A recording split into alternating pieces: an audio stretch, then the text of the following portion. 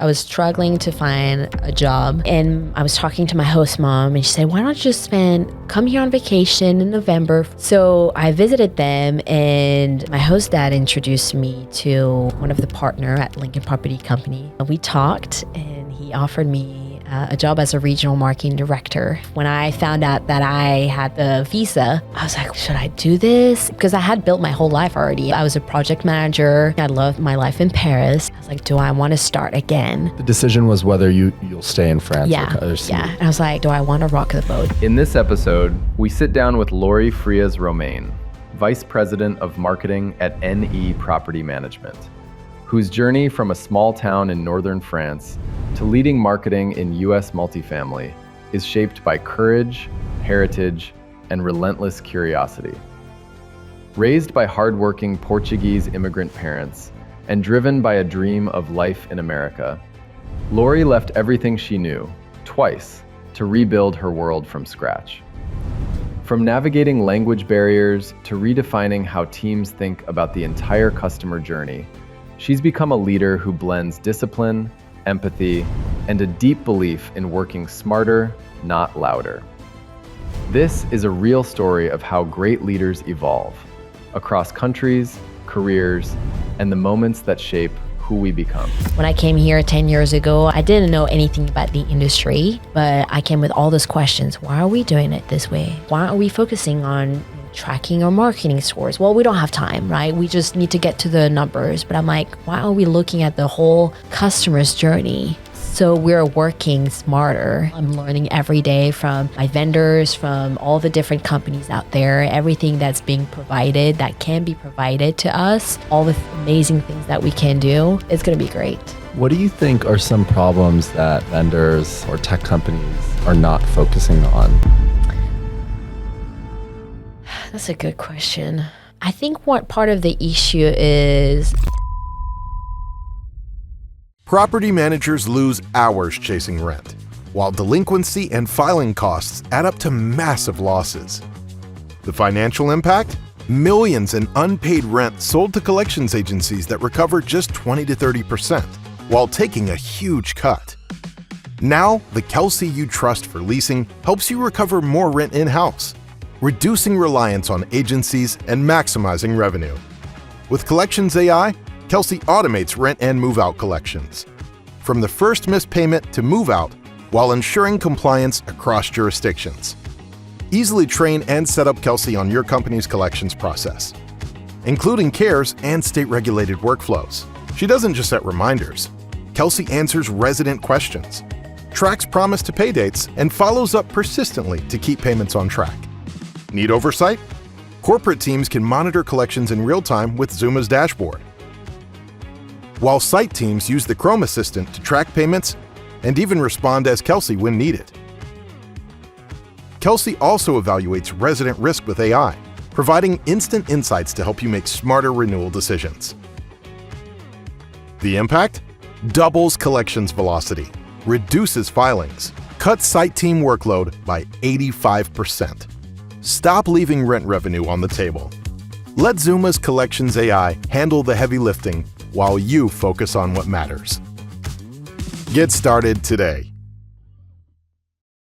Cool. Well, excited to have you here. I'm excited too. Yeah. Thank you for having me. Yeah, of course. Okay, so Laurie, tell me a little bit about, I guess, where you grew up in your early years and how you think that impacts who you are today. Well, I grew up in a little hometown called Amiens in the north of France. Was born and raised in France. I've only been in the U.S. for about 10 years. I always say that I'm French, right? But my parents were born in Portugal, so I technically have no French blood. I know. Yeah. No. So, but was born and raised in France my whole life. Been here for about 10 years now. Have two older sisters. I had a pretty regular, I would say, childhood. Dad was very successful. He started his own company and was successful that way. My mom took care of us and helped my dad with accounting and logistics and things like that. So pretty regular childhood, other than I was born in another country. Yeah. But yeah. What company did your dad start? He owned some sort of like construction, big construction engine company. So he did that. Both of my parents came to France when they were teenagers, about 12, 14. From Portugal, you From said? Portugal. Okay. And how did they meet? They met in France, actually. So they met in France, came all the way from Portugal. Back then, my grandparents went to the north of France for work in the mines and different type of industries there. And my parents met them and met directly in France, actually. Awesome. And then, so growing up, and then you moved here only 10 years ago, you said? Yeah, about 10 years, a little bit 10 years ago. Interesting. So tell us, all Americans, what it's like growing up in France. So I actually grew up in India from 12 to 18. So I was born in San Francisco area. And when I was 12, I moved to India. I went to an international school there and all that stuff. Everybody's like, oh, you did the reverse, because normally you have people come here. But what was it like growing up in France? I mean, that's all I knew, right? Pretty normal, I would say. Mom would drive us to school every day, would pick us up for lunch, then back to school. School is very much different.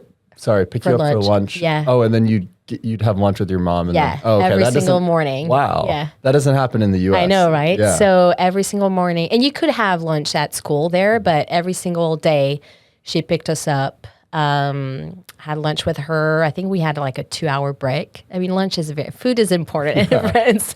Had about a 2-hour lunch break and went back to school. Like the hours are different. It's about from 8 o'clock until 5:30 p.m.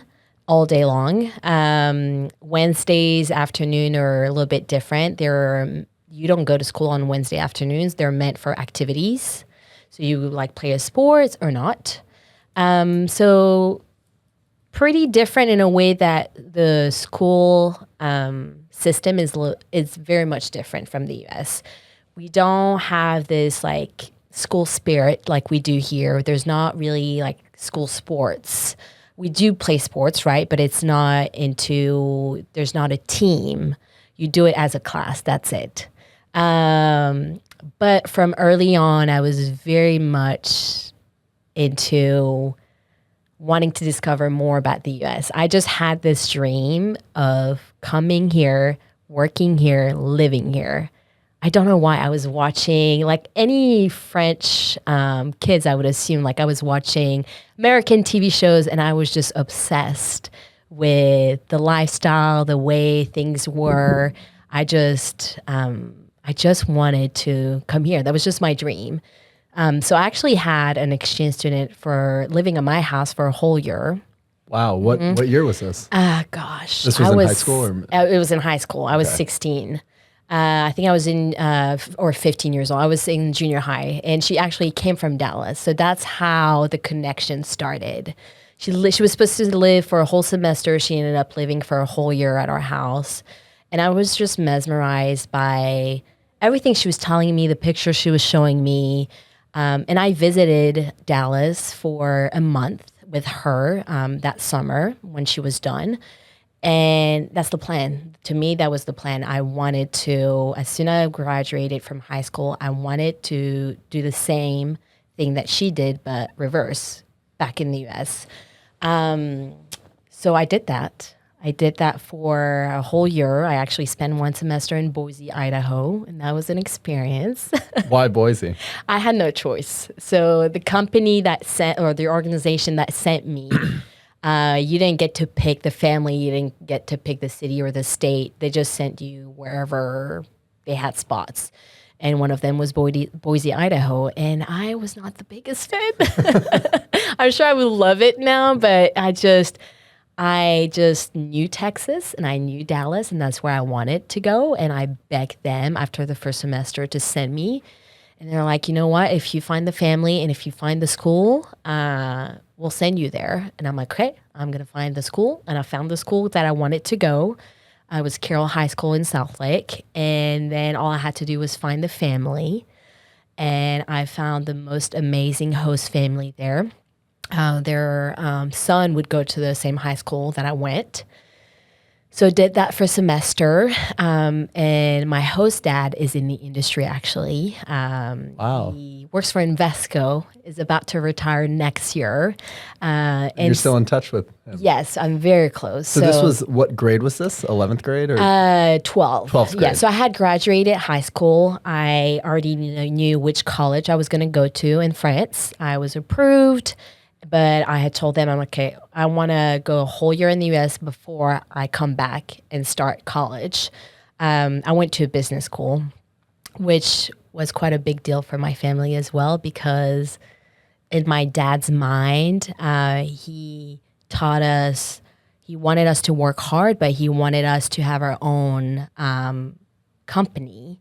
And he didn't study at all. So he was very much like, I want you to have a job where you can get started right away, make money, work hard, build your own empire, right?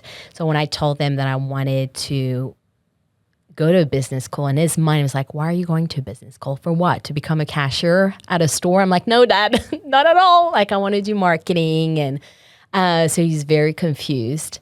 But they always supported me in everything that I wanted, and they supported me to go to the U.S. for that 1 year. But yeah, I was introduced to multifamily through my host dad. What was that year like, living in somebody else's house in a different country alone? I assume you knew nobody in the U.S.? Nobody, yeah. It was an adjustment, obviously, because all the things that I had seen in the years were just movies and TV shows. And it's just all glamorous and beautiful because it's what you see on TV, right? I was 17 years old when I left my parents' house and everything that I knew, my friends, my family, and I'm very close to my parents. I always tell everybody I call my parents every single day, even if it's for 5 minutes. Do you really? Mm-hmm, I do. Right now as well? Yeah. On every day. FaceTime or the phone? FaceTime, every day. Even with the time zone difference? Yeah. So I always call in the morning when I wake up, and on the weekend during the day because we got more time. But every day, I don't miss a day. Yeah. Wow. Yeah. That's really special. That's really unique. And so you call them even for 5 minutes just to catch up. And my thing with my mom, and I should call her more, and I know she wants me to call her more, is every time I call her, it ends up being like a 2-hour conversation. Yeah. So that's good too. It's good. But then sometimes it blocks me. There's some resistance of like, oh, if I call her, it's going to be because it's going to last. Yeah, but I should maybe do like a 5-minute, like a snack call. Yeah, that's what I do. And I have got 3 daughters, so I want to make sure they have that connection. And they always laugh because I've got 2 older sisters, and they always say that they see me more than they see my sisters because I call them every day. And when I do not call, they get worried. It's funny because I remember last year when I was with Entrada, we were at a conference in Mexico, and it had been a crazy, hectic weekend. Plus, then I flew to Mexico for that conference. And I was in the middle of the conference, and my mom called. And my mom never calls me because I'm always the one calling her. And I'm like, why is she calling me? So I got out, and I'm like, is everything okay? She's like, yeah.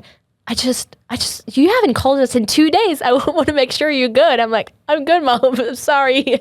So it's just, we got used to it. Sometimes I'm driving, and she's busy, right?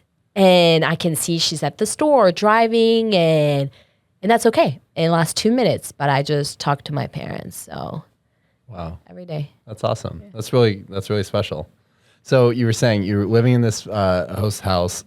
Culture is totally different. Yeah. All you know is what's on TV, which is a little bit different than Dallas, Texas, and Boise, Idaho.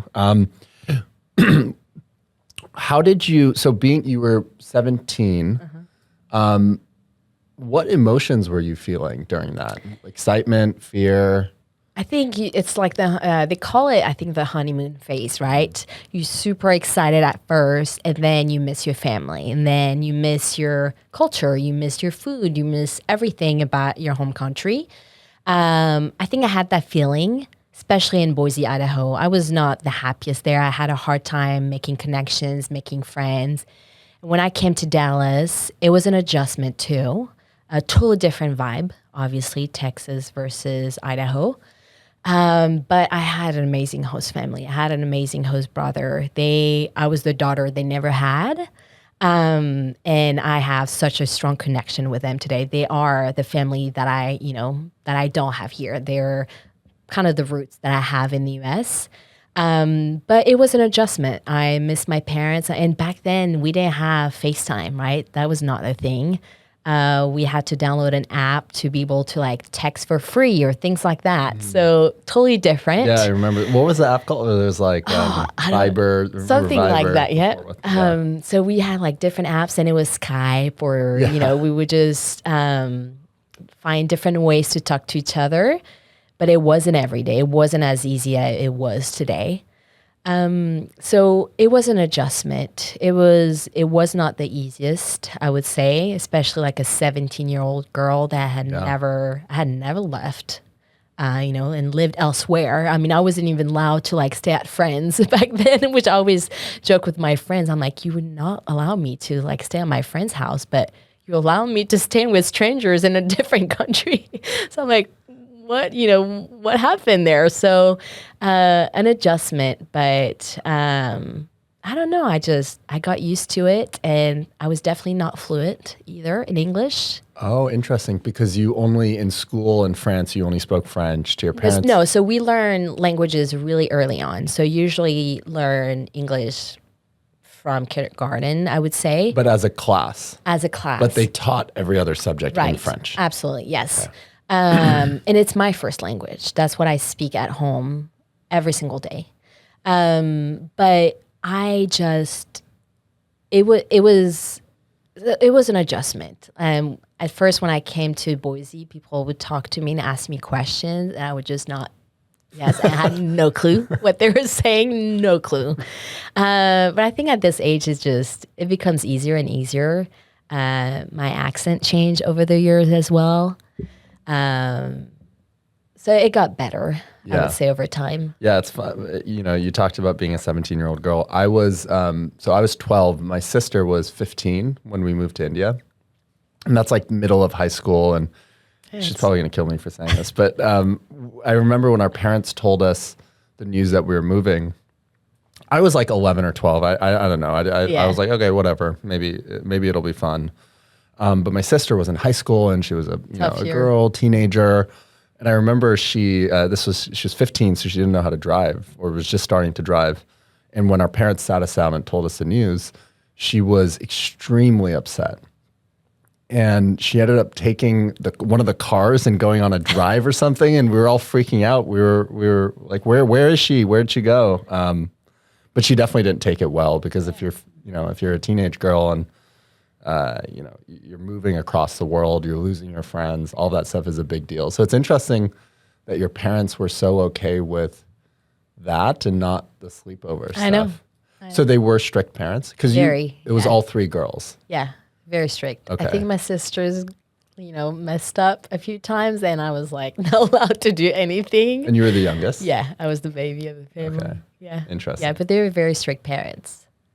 So your dad, strict in the sense of not letting you out, but also school-wise, did they want you? They pushed you in school? Yeah, they pushed us school. My parents never really went to school, especially my dad. They stopped. So when you say that, sorry, you mean high school? No, none of that. I think my mom went to junior high. My dad didn't. I think he came, went to school maybe for a few years to learn the language. But then stopped. Yeah. Why? That's a good question. I don't know. Maybe back then it was a little bit different. He started working early on. But yeah, he only went to school just for a few years. So his first job wasn't the business that No, he always jokes that he's done so many. He was a butcher. He worked at a flower shop. He worked with animals. Like he did multiple jobs before he started his own company. So what was his, so it sounds like when you told him you want to go to business school, he was rightfully saying, why don't you just go and work or do something of your own? What was his demeanor growing up with you? Was he like the strict dad? Was he? I think his mindset was very much like and remember, it was a different generation, right, than our generation. he was very much into, I'm going to work hard and I'm going to do everything to make sure my family does not, to provide. yeah, just to provide. That was very much his mindset. That was his way of telling us, I love you. He wasn't and it's funny today because he's so different with his grandkids. He tells them, I love you. He plays with them. And I'm like, what happened? Like, what is wrong with you? What happened? And he's retired. And I think something maybe clicked in his head. He doesn't have to provide anymore. And he can be the person that I assume he's always wanted to be. But his mind was like, I need to provide for my family. I need to work hard. I need to do all the things. So that's what I've always seen. I was raised by a dad and a mom that took care of us, right?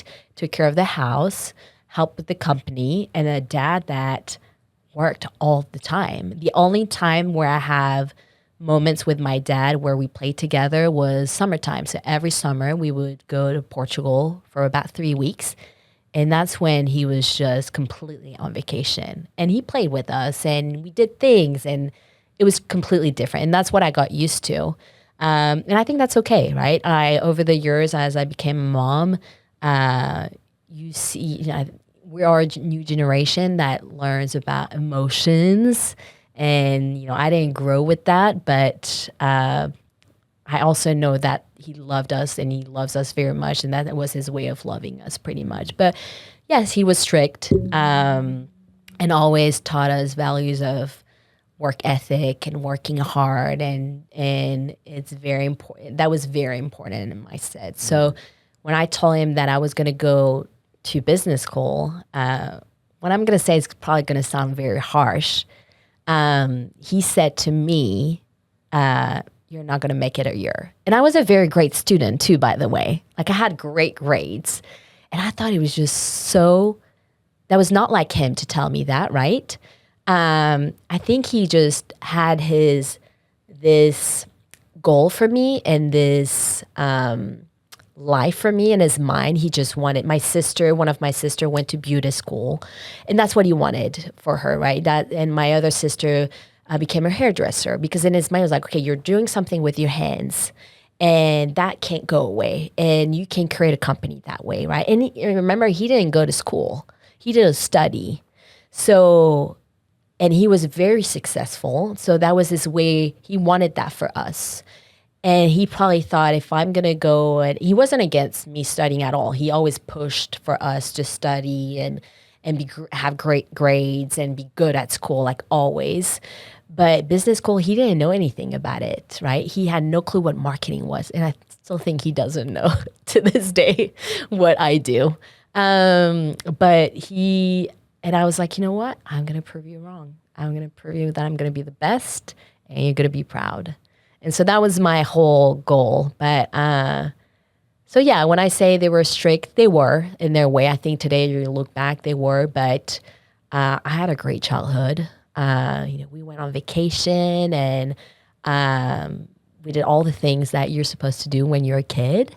My mom picked me up every day. We had lunch together. We had dinner all together at the table, no matter what, with my dad every night. Yeah, I think that's very French culture, right?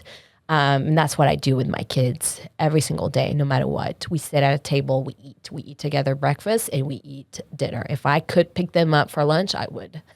I would. So yeah, strict parents, but.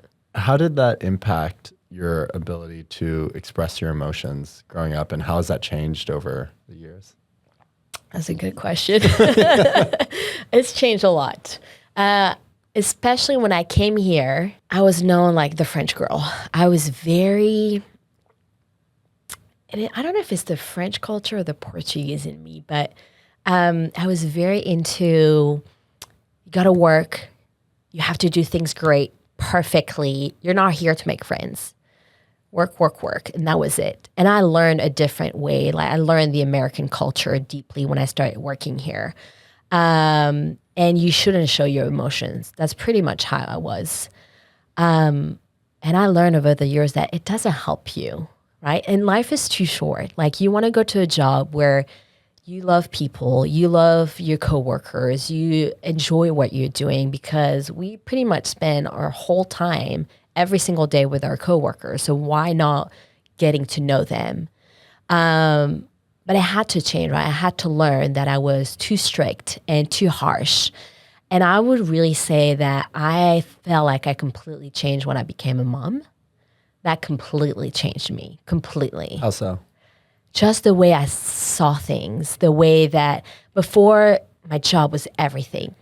And I'm also married to a Frenchman as well. So, that doesn't help the culture thing.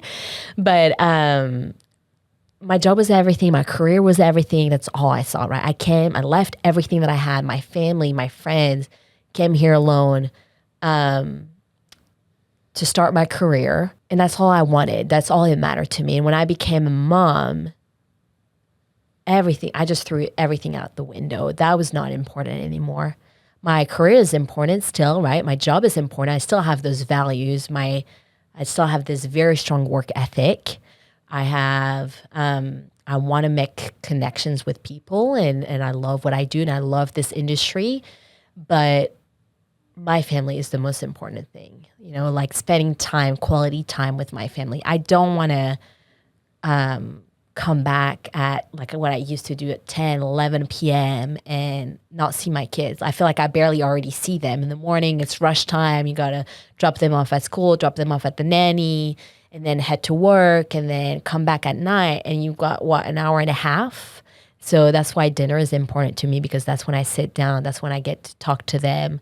But I want to be able to pick up my kids. I want to be able to bring them to activities and spend time with them, because those are my best years right now. They're my best years. So it changed me. I want to create connections. I want to create relationships with people. I want to become friends with them. I want to get to know them on the personal level, not just work, right? And I always say life is too short. So I want to do something that I like, and I want to enjoy it. You mentioned earlier about, your dad kind of doubting you and you wanting to prove him wrong. How much of that do you feel is still a driver for you versus? If you talk to my husband, he would tell you every day. But I think I know he's very proud. My parents are proud of me, that I know. They might not say it, but I know for a fact. But I think it's still very much like the little girl inside of me still want to please my parents and want to make sure they're proud of me. And I will always want to show them when I'm successful in something, but not as much, right? Because I feel like I've checked all my boxes. I work in an industry that I love. I have a job that I'm passionate about and that I love. I work for a great company. I have an amazing family, a husband that supports me, have 3 amazing, healthy daughters. So I don't need anything else, right? I also, as I get older, I feel like I don't need to please people anymore. I'm happy the way that I am. And if people are not happy with me, then it is what it is, right? And I would hope and I think that my parents are happy with me and they're proud of me. Why do you think having kids changes people so much? Because I hear this universally. My sister just had a kid earlier this year, and she said the same thing. Her husband said the same thing, and it feels like this biological, physical change. Honestly, you can't explain it. It's like, I don't know. I can't explain it.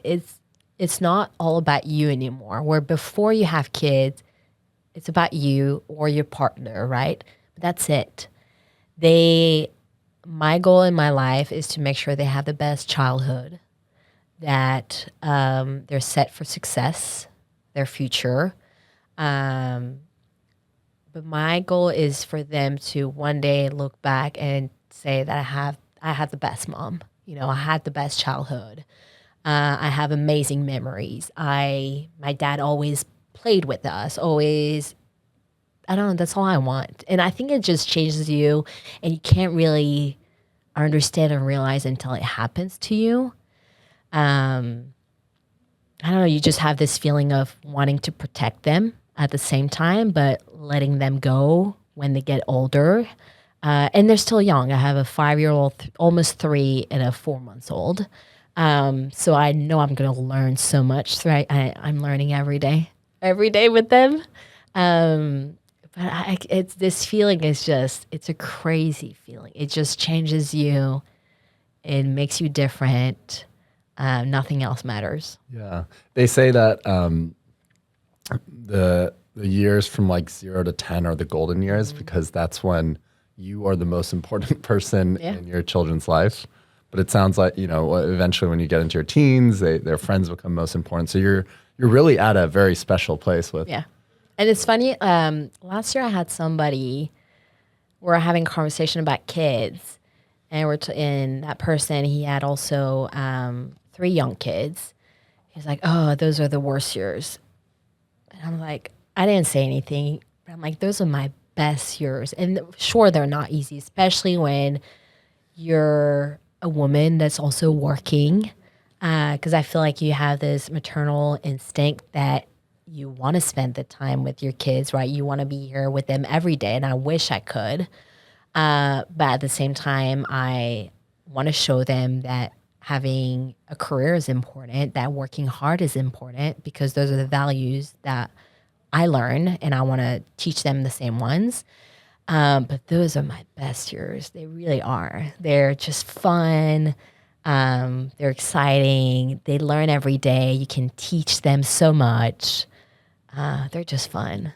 How did you think about that trade-off between being fully career-driven and spending these years with your kids? I think what you said makes sense, which is you want to show them the value of hard work. And there's a difference between, one of the most common things I hear on this podcast is that a lot of what people learn from their parents or their relatives is usually through observation rather than dictation or rather than words. And parents can say, do this or do that, but you really learn from their behavior.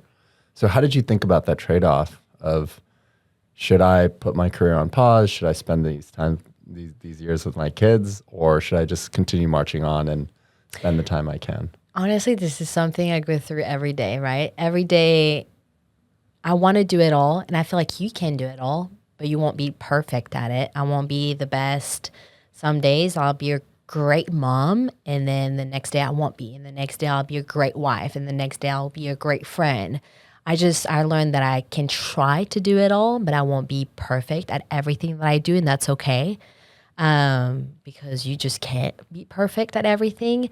And I want to spend every day with my children, but I also feel like I wouldn't be an amazing mom to them if I wasn't myself, right? I want to have my own identity. And some women, they have their own identity by staying home, and they thrive. And that's amazing. We're all different. And for me, I need to have a career and I need to have my own job. But I also, that's the hard feeling, and that's the guilt, where the guilt comes, that you feel bad because, like yesterday, my husband has been in France with my second child for 10 days now, and they're coming back later today, thankfully. But I had too much to do at work, and I couldn't pick her up on time and drop her off at her dance lesson. And so I felt bad because yesterday was like the day where she could go and play with her costume for Halloween. But I had to, she was sad, and I had to tell her why. I said, I have to work, and why it's important for me to work. And, all the things that we have today is because mom works and dad works. So there's trade-offs, and you just have to be okay with it. It's never going to be perfect. And there's days going to be harder, and there's some days you just want to quit, right? You just want to stop everything. But I always look at long term. I want to make sure we provide for our kids long term, that they're set for success, and that I show an example, especially having 3 daughters. I want to show them that it's important for them to have a career, have a job, and do something they like mostly. It's not about the money so much. It's about doing something that you enjoy every single day. How did your view of your career in terms of money doing something that you enjoy every day change? In other words, for me, I think I grew up like money was always kind of an issue in my family, and that was like topic of conversation. And I felt like my perception was most fights and arguments revolved around money. So I think earlier in my career, it was a big, I wouldn't say money was a motivator, but not having enough money was a motivator. Like I didn't want to not have money because I felt that I associated money with problems, and the opposite, and having money was stability in some sense. So that was a big driver for me initially. And then now I just feel that because I'm moving away from trying to be driven solely by fear of insecurity, of not having enough and all this stuff, I want to be driven more by enjoying what I'm doing and building something meaningful and more. I think everything boils down to fear and love, right? You're either driven by fear or you're driven by love. For you, was it ever fear driven initially? I don't think initially, but I'm very much on the same boat than you, right? Money was important. I didn't realize that my parents were wealthy when I was younger because they always raised us just a regular, normal way. And we had to learn the value of money, right? We couldn't just spend money just for random things. But I always wanted to make sure I had enough money where I never needed to ask my parents. I never needed to ask anybody. And no matter what happened in life, I was set. I didn't need anybody, and I was good on my own. That was my number one goal. And as I got older and over the years, as you're like, working on savings and, things are different. And I think I can say that today because, over the years, obviously with my career, I think you're able to save as much and you're not as worried, right? But now it's more, I want to build something that has a meaning where I'm more into really my flexibility and enjoying what I do than I was years ago. Years ago, if I didn't like something, doesn't matter. I'm making money, right? It is what it is. Now it's very much different. When I work for a company, the culture is huge. The people, I really want to work for people that I enjoy working with. That has changed a lot over the years. Money is different now. Tell me about what other values you think are important to instill in your kids outside of working hard and doing what you love. Being kind is huge to me. I think it just gets you very far.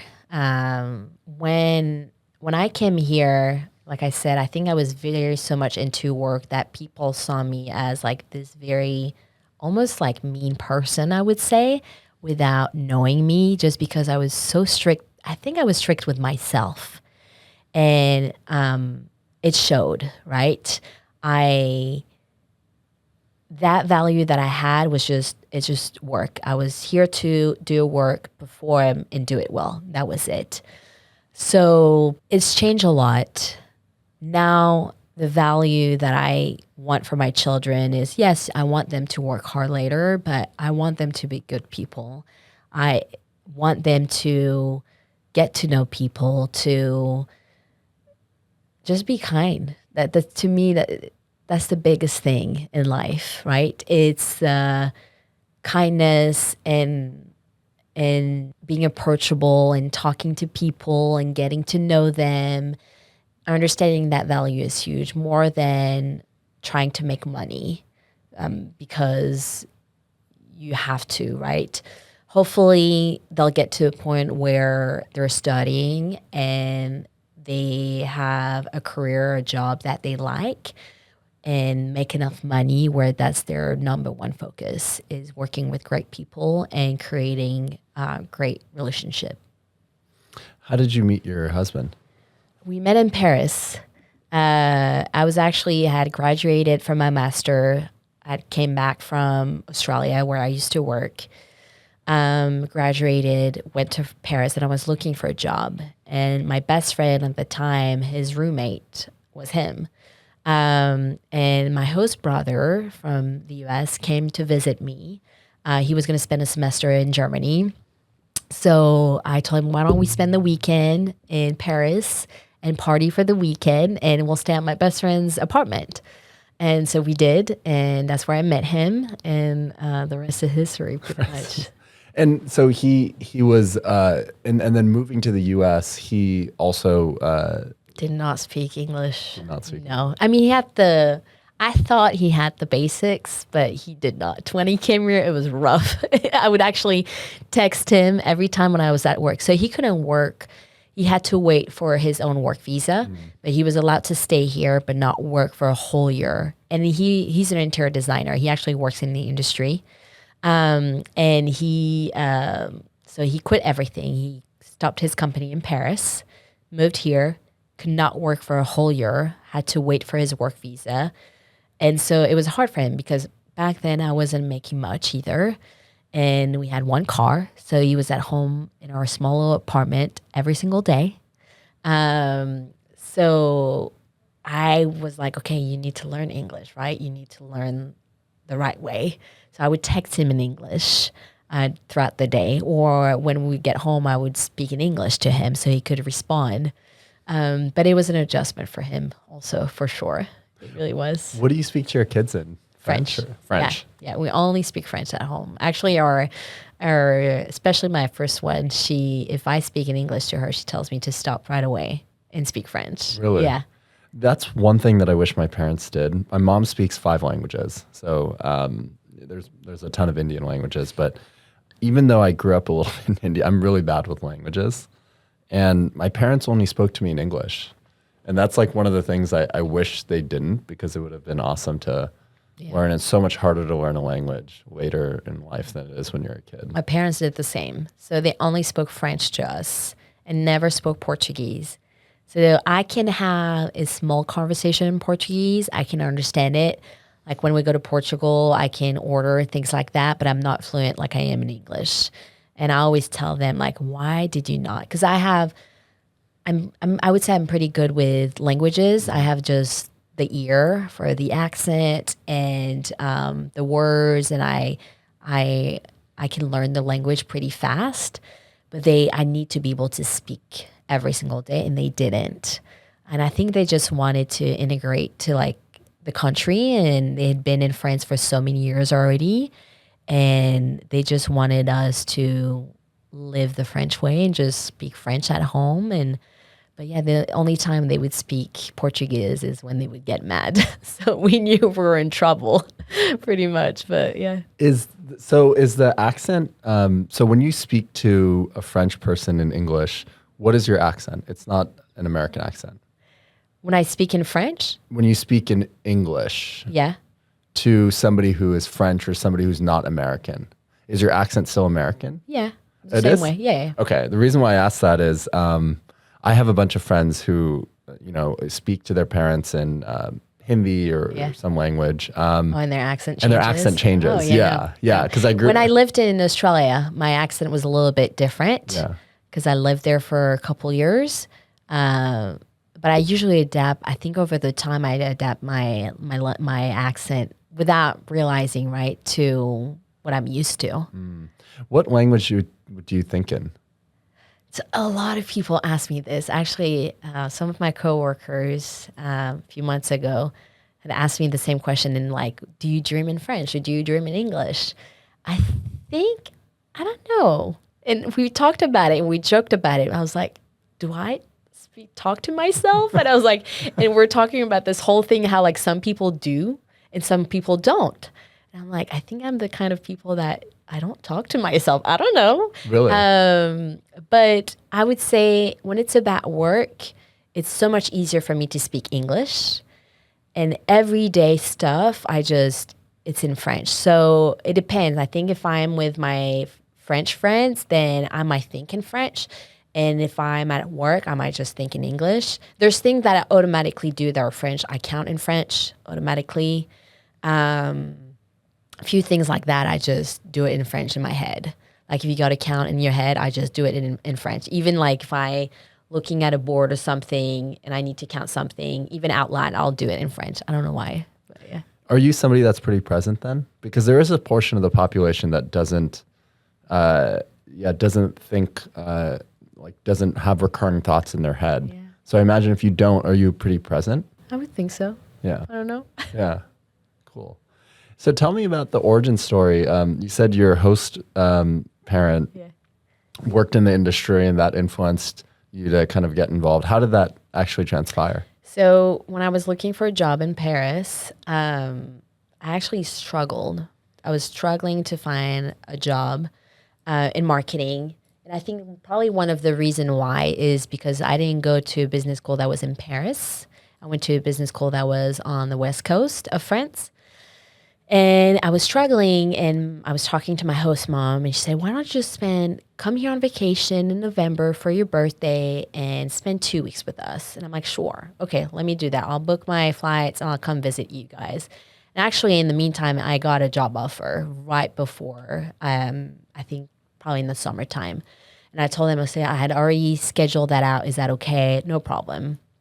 So I visited them, and my host dad introduced me to one of the partner at Lincoln Property Company back then, Willowbridge now, Jeff Courtwright. And we talked, and he offered me a job as a regional marketing director then. Honestly, if it wasn't for him, and I would say also my host family, my life would be completely different. But that's how it started. That's how I got introduced. I interviewed, got the job. And then it was a whole process for the visa. It took about a year and a half to get the visa. And back then, I had just started dating my boyfriend / my husband now. So after a year and a half, when I found out that I had the visa, I was like, what am I going to do? Like, should I do this? And my parents were very supportive. They're like, I don't want you to regret one day. And my boyfriend was very supportive too. He was like, we'll make it work. And I don't want you again to, because you never know. It had only been like a year, right? A year and a half. He's like, I don't want you to regret. The decision was whether you'll stay in France. Yeah. And I was like, because I had built my whole life already. I had a job. I was a project manager for a family-owned company. And I love what I was doing. I loved my life in Paris. It was fun. So I was like, do I want to rock the boat? Do I want to start again? Do the same thing that I did when I was 17 years old, but it was completely different. Now I had a job. And in France, it's such a big deal when there's two types of contracts, I would say, in France. That's like the full term where, it's very hard to get fired from a job. And you pretty much, once you have this job, it's like the holy grail. Like you're there forever pretty much. And then there is short-term contracts where the company hires you just for 3 months or 6 months or just for 1 year. And I had this full-term contract. So it was a big deal. And so I was like, do I want to rock the boat? Do I want to move to the US now? And then I was like, I've always dreamed of this. And in my mind, I always told myself, I'm never going to not do something for men, and I'm still so young, and my parents were very supporting. My boyfriend was also very supportive. So I took the decision to just go ahead and move and make that big step. Wow. So the first job was at Willowbridge, and you were there for almost 9 years. Almost 9 years. Yeah. And then what happened next? So I was there for almost 9 years. I honestly thought I was going to stay there forever. When I was on maternity leave with my second one, I was offered this job on the sales side, so completely different. I went on the vendor side, and I felt like I wanted to challenge myself. I knew Entrada was a great company as well. I was very comfortable where I was at. I loved my job. I loved my team. I loved my company. I worked for amazing people. But I thought it was like, now is the time. It's been almost 9 years. What's next for me, right? I wanted to challenge myself. It almost became too easy. And I wanted to discover something else, like the other side of the industry that I didn't know. So it was a little bit nerve wracking, right? Because I went from working in marketing my whole life to still being in the industry, but sales. And I didn't know about anything about sales, but I had a great mentor at Entrada. And so I made that step. And yeah, it was all about challenging myself. So your original role at Willowbridge, it was all marketing. All marketing. Started out as a regional marketing director and then worked my way up to a VP of that region. So has wanting to challenge yourself always been a recurring theme then? Yeah. Yeah. Yeah, I would say so. Because that's really different. And there's not many people that actually go, first from the PMC side to the vendor side, back to the PMC side.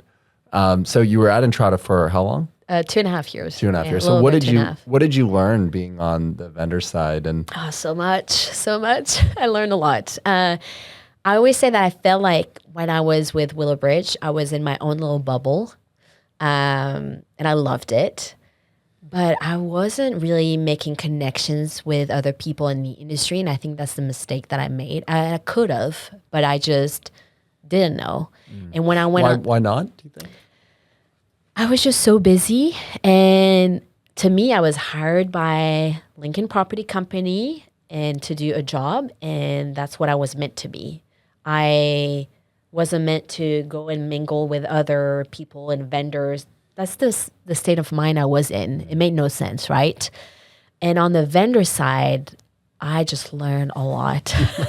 You learned what it is to be on the other side. And I loved it. I made amazing connections. I'm friends still with a lot of my clients. I miss them. I miss working with them, but it opened me up. I was like, wow, this is so much more than just multifamily, right? It's getting to know people and why are they so passionate about what they do?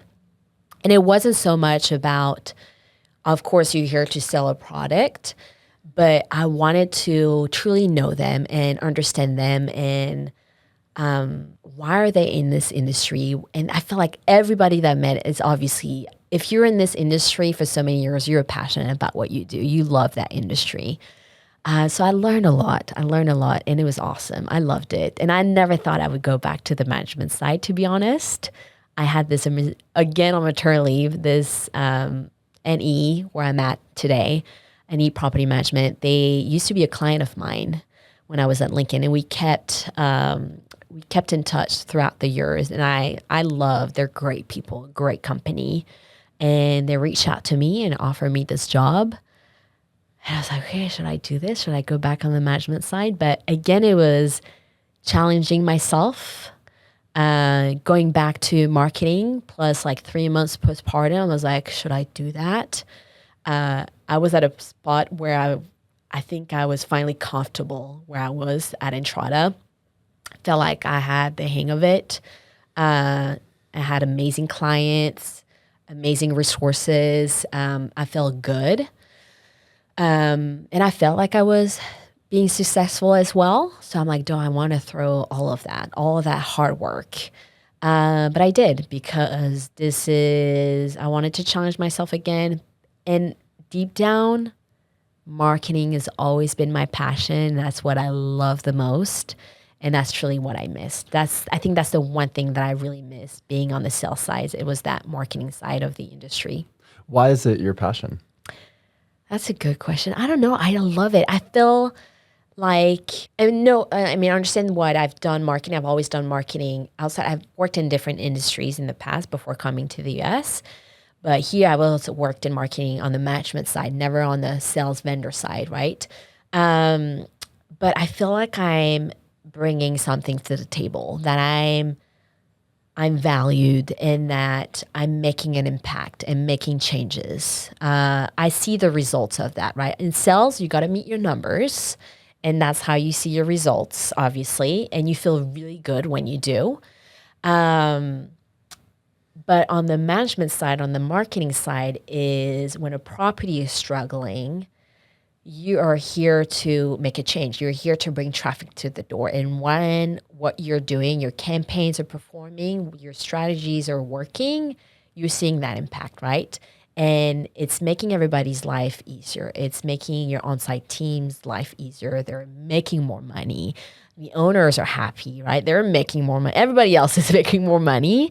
So I feel like I'm adding something to the table. That's my biggest thing. And that's what I missed being on the vendor side, strictly on the sales side. That's the portion that I missed. Having kind of direct impact. Yeah, the thing about sales is it's very transparent almost, whether you're doing well or not, because all of it is based on your numbers and are you bringing in revenue and things like that. But then when you do, it's like, okay, January 1st, it's back to zero. And that's okay. But once you've met your numbers, I had, every time I feel like when I would meet my numbers or my quota for the month, what's next for me? It's just another another month. And I wanted a little bit more. I was craving a little bit more. I wanted to really make an impact. And that's the one side I was missing. So I guess outside of, family and work, how do you manage your stress and manage recovering and making sure you're having some semblance of balance? So right now, life is a little bit hectic, right? Because got 3 little ones under 5, plus starting a new job. Working out is a big deal to me. So I wake up around 4 a.m. and 4 a.m.? Yep, to work out. What time do you sleep? I don't sleep enough hours, unfortunately. We were talking about earlier about how I don't drink coffee. The good thing, I think my body does not need caffeine. You don't drink any caffeine? No, if I'm really dying, that's not true. I'll drink tea. Okay. That's moderate. Yeah. I don't need something to really boost me up. Yeah. I love Red Bull, but I barely ever drink Red Bull. Yeah. But I wake up around 4 o'clock. So, sorry, just to ask you about the sleep. So what time roughly do you sleep, or does it vary? I would say about 5 hours. Yeah. Wow. I'm tired though.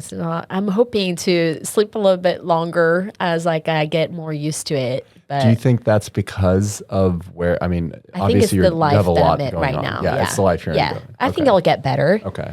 And it has to, because I don't think it's sustainable. I don't think I can keep thriving on lack of sleep. But you wake up, I get up, go to the gym, come back, nurse, get my girls ready with my husband, drop the oldest one to work, go to the office, work all day, come back.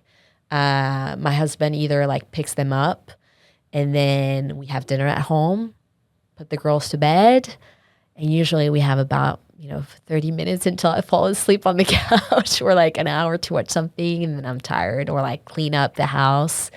So I usually go to bed around 11. Yeah.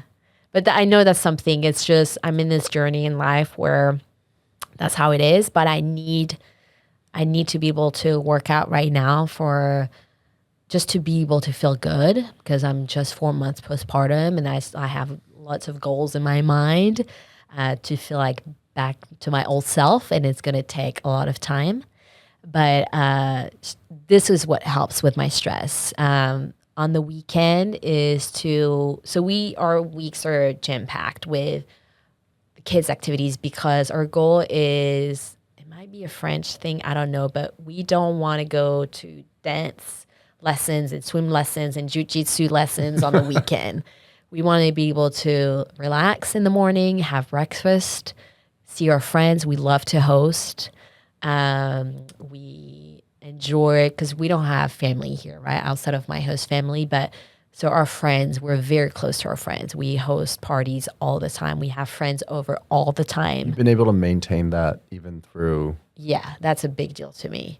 I always joked with my girlfriends that we leave each other voice messages on WhatsApp, because you don't have time to call each other. We're all busy.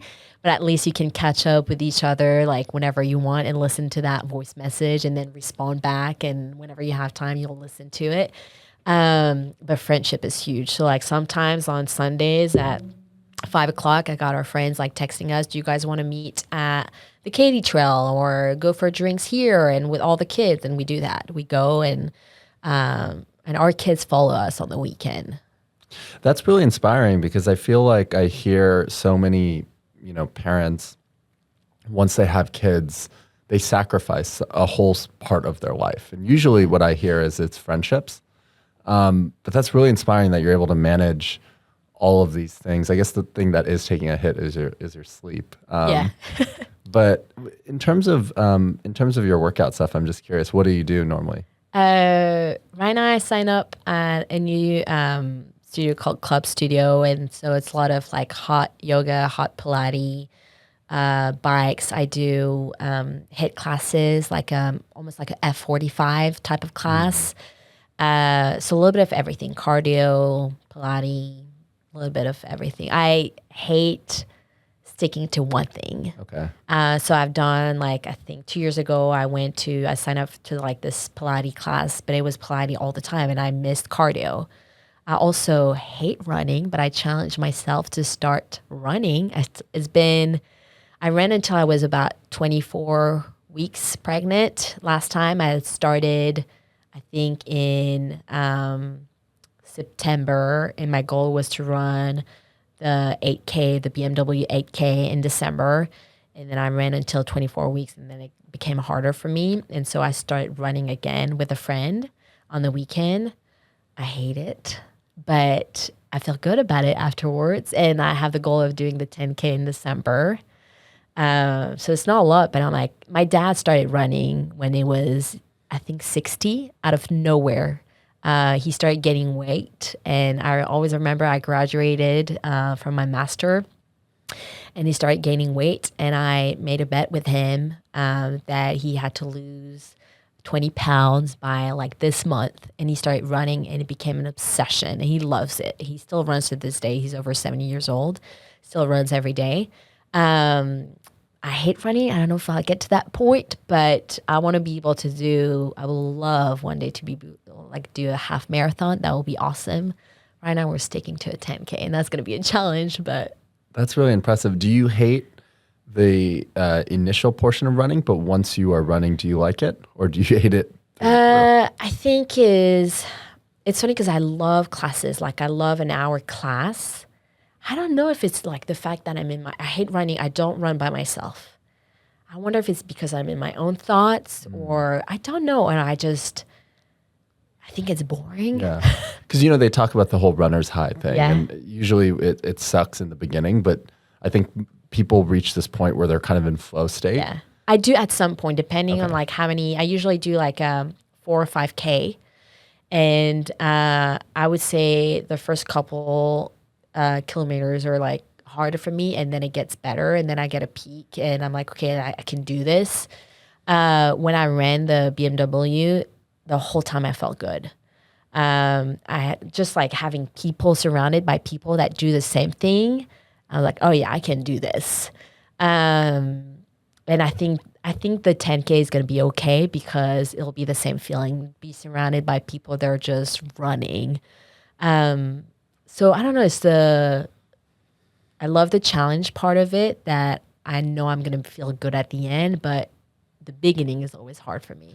Yeah, health is a really big part of my life too, and I'm sometimes just shocked that people don't like prioritize exercise, just because for me it's 90% a mental thing. Exactly. Right? Like physical, yeah, it's great, but I feel that if I sleep well, if I exercise well, and I eat well, it almost sets me up 90% of the time to have a great day. Yeah, I agree. It's so hard to not have a good day if you do those three things well. And the way I think about it is, if I can do those three things well and continue to do that well, I'm going to have a sequence of consecutive great days, and that'll lead to a great life. And it's such a small thing, but it makes such a big difference in my life. I agree. And sometimes I think people don't even know how good you can feel because they're just used to however they're feeling.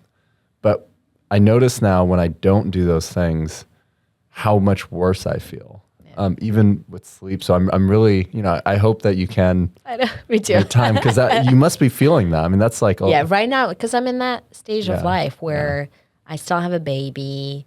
I'm started a new job. So it's a lot, right? Everything is a lot. But to me, it's important that I prioritize this time. And if I have to wake up at 4 o'clock, that's okay because I show up a better mom, a better wife, a better friend. I'm also like the type of, I would love to have 7 hours of sleep every day for sure. But my body does not need it. I would love to have 6 hours. I think 6 hours is a sweet spot for me. And I'm tired, but I get through it. And I know it's just a journey of my life and it's not going to last forever. And then as my kids are getting a little bit older, I'll get a little bit more sleep and I'll be able to do more things for myself. And I enjoy time for myself, but it'll take time. I'll get there. Tell me about where you think this industry is heading with technology and all the changes we're seeing. And I guess you being on both sides, you have kind of a unique lens of seeing technology and things kind of advancing. But how do you think about how the industry is going to change in the next few years? I'm excited. It's changed a lot, obviously, over the years since COVID. AI is huge, and I feel like a lot of people sometimes in the industry are a little bit worried about AI. I'm excited. I'm excited about everything. I think there's so much more that we can do. When I came here 10 years ago, I didn't know anything about the industry, but I came with all those questions. Why are we doing it this way? And it was like, it's because it's always been that way. Why? And over the years, I'm like, why aren't we focusing on tracking our marketing scores? Well, we don't have time, right? We just need to get to the numbers. But I'm like, why aren't we looking at the whole customer's journey, the whole from A to Z? So we're working smarter and we're smarter with the money we're spending as well. So I'm super excited about the new technology, everything that's coming up, everything that's about to come. There's so much more that we can do in this industry. So that's why I'm so excited about going back to marketing and be able to experience all of that and learning more as well. I'm learning every day from my vendors, from all the different companies out there, everything that's being provided, that can be provided to us, all the amazing things that we can do. It's going to be great. What do you think are some problems that vendors or tech companies are not focusing on that you think the multifamily industry can benefit from? That's a good question. Because we have all these, these AI leasing tools. We have, rent collection. There's AI kind of being injected everywhere. I think one common answer that I hear is the frustration that on-site teams experience with the myriad, the infinite number of tools that they're managing. That's true. And logging. There's too many. Too many logins. Too many, even on the resident side. I think I was sitting with somebody yesterday who told me that the average number of portals that a resident has to deal with is 5.5. Oh, yeah. Which is ridiculous, right? So especially on our on-site teams, they deal with so many different platforms, so many different logins. We're always adding more onto them, right? I think what part of the issue is when you're selling a product, we tend to forget what are our customers wanting. What is the problem? What are we trying to solve for them? And not just selling big picture, a product, a CRM, or whatever that is what issues are they having right now and how can this solve their issue? And that's whether the fact that they have too many different logins or they're trying to come up with a solution for their residents to make it more user-friendly. And I think you can understand that by learning more about their company, their way of doing, learning about their own jobs before trying to even sell the product and seeing if it's actually going to work for them or not.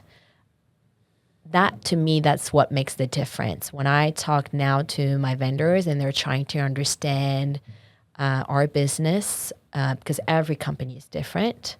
Everybody has a way of doing things. So I think that makes the biggest impact. Laurie, thank you. This has been really fun, and thank you for sharing everything and talking about, I guess, a wide variety of things. I really appreciate it. This was really fun. Thank you for having me. Awesome.